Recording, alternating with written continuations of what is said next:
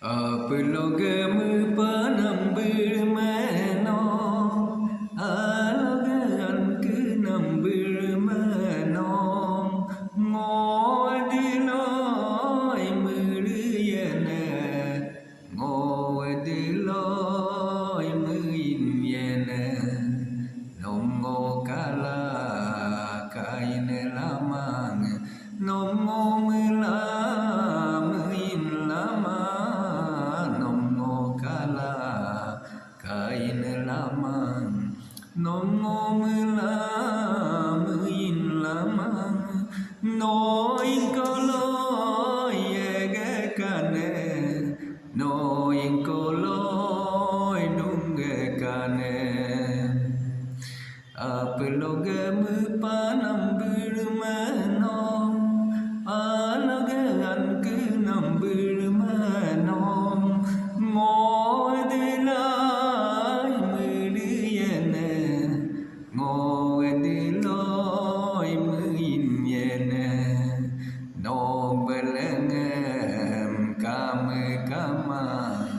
no me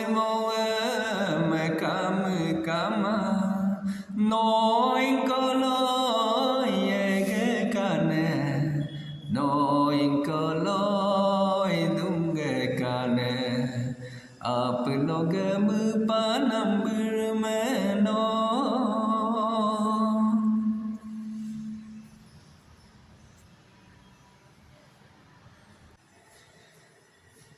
ni tom doing an kumala ngolong ni tom nyong dung kune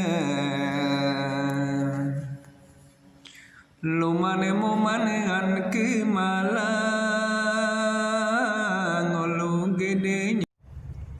dolung deke milo bikom ngolum me tatpo pe miri gogbon akone radio lo ngoluk miri ponu ngoluk nitom lering akone iname bim kom ngolu sium big lagi legangem anyong ko inkilap bing nok amine inkway ngok amune atolego ai ingko dolung ay no ngok okwe ngom okwe damru de nok ana abu amine inkway ngok abu amune let akeng lego ane amune let ateng perme lego de nok ane ke biro em no kinsidon akiem amine em lukito kinsidon ngok ane lok ke buru agan perme bukan emdum bu perme meye de de lok nok birme biro kadun no kadung dem kom amen lukito ngo burme anyi burwatel burme abu yanne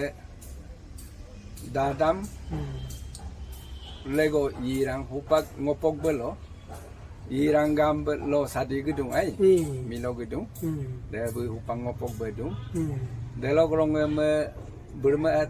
akone ekum lo dudung bu amune kati lego de lo grong abu yan amune dadam lego de lo grong anik kadung de lok amune kang lego supak itanogorelo kang lego ai finance account officer pe idu asa de de lok bing nom ediloy oton ngom exactly odwam tu ane abu konyi menyiken sumang inama idokom 58 59 otop del model otop musudu de lok hupak ke school admission ke leadership ng exactly ken sumang mane hitu aromang idokom ingkodong 1958 59 ke de arodong ane de lorong mo mulik do de lok no omau edit ko kadon ngo o angum o matel dem aminem lukito no omau kitin ngok o abu yan dipsing lego hupak be dalbu te tisar peidung dem ani ane omeko den inna lego be hupak business manager pe hi horticultural university si edung pasigat hi delogrong radang jumbo karsing lego bu upage Joyrampur si inkodum dudum bu kom sakori amena idum delorom anialume banbo bomun lego upage class 3 lo poridum di Pasigat inko KB school si takamem Kenya e pebu de ai de kamili to kom irga ngalo tu la lai urga delo ka bing no edilo no miri kirisim goglik ton delo Dibrugarh lo ya Pasigat lo ya Itanagar lo ya kolo ino goglik ton ngoke miri gogade hikabidum ngolu ke Bolgoli school dal poridum ame e Dibrugarh beloge si audition test ila taying mu je bul party de hato hala ina me audition dello approve ipala ngom tomlang kul ina me ngo inko dello 9 July 1978 dello goglit to 70 dai delo keno inko mire mi no gokton ken pasikuna mem anyong kono dem aminem mim kitu delo tu ngoyame ko bito iname e apuloge mu panam bulmeno lagokto delo grong agi kelen ko telo di temo patelom lai dem gokto dena anyi gokto first pay delo ke bing nok angongarum ai nok angongarum nok ngongkit mane yesa bosinam kiding seko buli aminem komno lukiding ngok angongarum pe yebosuname purtiru yebosuname ngok akit kadung de angoto perime ngosupag lo yebosudung delorong ko ameru de me gairu pe yeti bosuname otom lego bu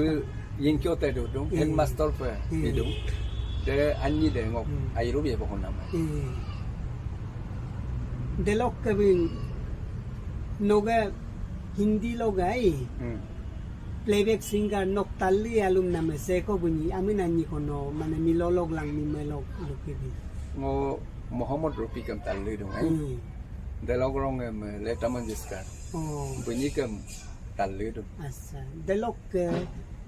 adi lokem no seko men no talli don ngoluk adi lokem no adi lokem tu ingoluk adi lokem ngo talud mu je ai bug miria mane inkodung breeding control ka dong iname bug ke delogrong meaningful alo iname bu age kom music em update sul iname bu ngoluk adi lok upang lope ngo bug kem gaya lumpe mudung aru talli dong delok notungok abung iname nomngolu sidung apilok mane mi panam bi menohim yame do del gokton dem lumang kom aye gogle gokto bongai iname mane dem upak anjing kuma pekam ngolu tung derong dekemilo bing hi nok million tu tadung ido kom nom agem kang kimane boje ko kadung iname nobulu kana tan na legape aya sila nog miri radio lok tatpo na gogling namen him kana kitingem aya sim nogog bikun ai apiloge mu panam bulmenom alogan kenam bulmenom ngodiloi muriene ngodiloi muinyene nom ngo kala kain lamang nom ngo mula muin lamang nom ngo kala kain lamang nom ngo mula muin lamang noin koloi yege kane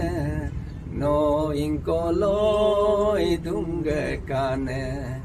apiloge mu panam bulmenom aloge an kenam bulmenom ngodiloi muriene ngodiloi muinyene nom belengem kamang no beleng mơ mang nói có lối ghé cane nói có lối đúng ghé cane apiloge mơ pa nam bir me no aloge an cứ nam bir me no ngô đi lối mưa yên ngô đi lối mưa yên no beleng kapayardu no beleng payardu no inko lối ge cane no inko lối dum ge cane apiloge mơ pa nam bir me nom aloge an cứ nam bir me nom ngô đi lối mưa yên ngô đi lối mưa yên ngô đi lối mưa yên Bing angonam o alumedo de angonam ito delok ke hilo abing em anie ita dadal ipe lagi apilo ke an kinam birme no hitu legang ko kaduru pe iname ha abing lukito dem legadem ma des inkodung ngoluk tani lok ekta emotional nesar inko kadu tu ai iname himmiri him gokla idu de ngolukum hedung moduk du ai de nimumya me angomen hola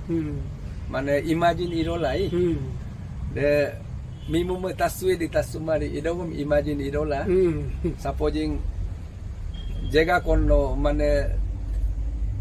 asirot konno ba abid konno age kali talu namai mimum dudung dem ia ma emotionally feeling am na hati koktune dena Dekam nilai do hilo mai abisim gak pakun ai rei lu di sikunam lega. Thank you. Bokuan. Bing no dem imilo nom oko amotem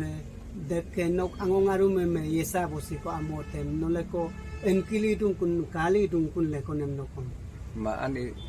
ngo actually damro dolu tem emotionally ngo joram purelo.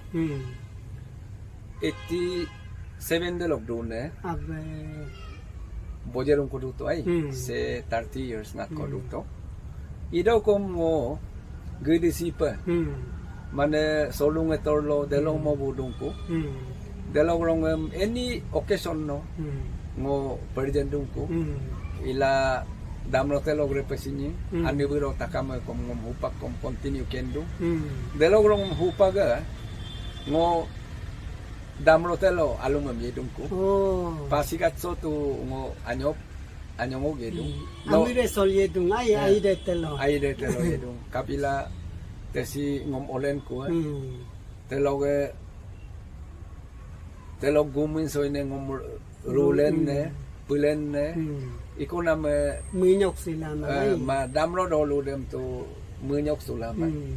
ina me ngok Oma okidar munyok sulada, ngotung munyok sulama. Apilo du yari. Ina me. Alum yari. Damro de ngok anem one abuam one ngom one ieme damro amotem tu ngo avoid lama. Damro te tu ngok dolunge ngo aya sudung ol aya yari. Dena. De bing nong minam de ekdom ngokom toling to de mi pe lagi dong. Agi ke oko among mai mitpan hipai mang. Agi go nom rulen pilen na nom oko dem no munyok hipai mang no ajum mangkom no adik kaya min no kangang ko pe lagi dong ai no yesa bosinam angong arum ekumerang kidingam kome mane gidi hipelo kom karik tarik silang ko ila pe lagi dong. Yok pe lagi mang dem imil ngoluk adi lo tuludung gumin so ine ai dem imilo ayama e gumin so ine ayama mil tungoluk adi lo yenamem kom yelama itu dem in ko dum delok ke bing airu dongok ingkitat kinamem no lu bilang kul delok ke miri kidingem kom ko bilang kul ai inam lega penom airu do nom yepenam longem kom ai pe do ni polu ye molang kai delok ke apa grupo damro gumin so ine kom nom togap Sri Lanka ome o kidingem kom airu pe mo Lanka apa nalongan no manengo gumin so inno kom doni pololo kom nom kumling bidung bing airu do de agam pe bukan ni airu da agam pe Pelogam panambir mano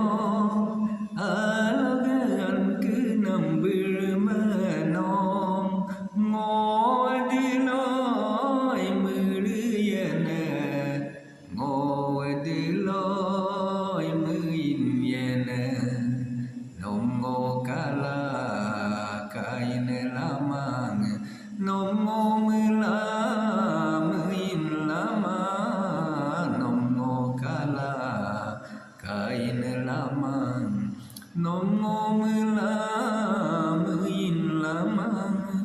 noi koloi ege kane noi koloi nunge kane apelogam panambir mano alagan ke nambir mano ngoadilai meriana ngoadiloi meriana no belengem kame kama no me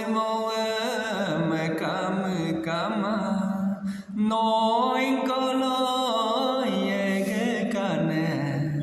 noi koloi dunge kane apelogam panambir mano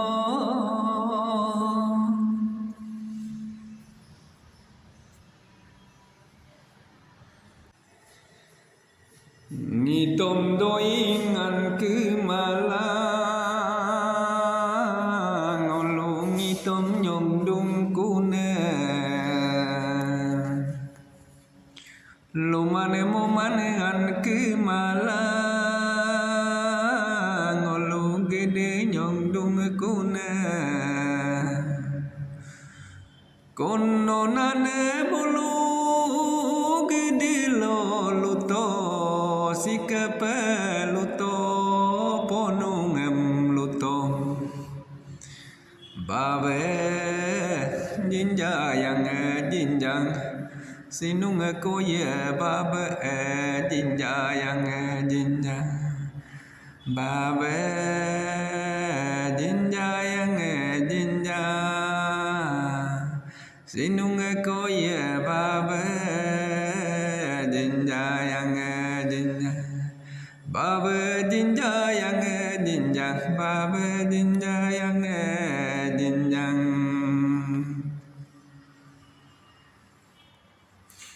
ngitom doingan ke malang ngolong ngitom nyong dung kune lumane momane an ke malang ngolong gede nyong dung kune kono yai bulu gede lo luto sikape luto delongem luto delolo delong oh gelong nanir ke kaling oh gelong yame nang bulwam oh gelong nanir ke dabem oh gelong dagion ke tobong oh gelong delore go delong oh gelong ngitom doingan ke malang ngolong ngitom nyong dung kune lumane momane an ke malang ngolong gede nyong dung kune kono yai bulu muring kolaim sikape luto delong em luto lolo delong rego delong ho gelong Lô lô đi bin cơ bờ gơ bà là ngam. Ô bờ lô ô. Ni tom đôi ngàn cứ mà la ngô luôn ni tom nhong đung cu nè lu mane mo mane an cứ mà la ngô luôn ghê đế nhong đung cu nè con nona ne ai du yem luto sikape luto pengeme luto ane ajima diria dei do de lo aing kono ke golong golido de lo aing sikape tasade denaiku memangai aing bedung ke tasade benayeku memangai aing lo lo lo lo lo lo lo ay ay ay ay ay ay ay ngitom đôi ngàn cứ mà la ngô ngitom nhong đung cô nè luman maman ngàn cứ mà la ngô gede nhong đung cô nè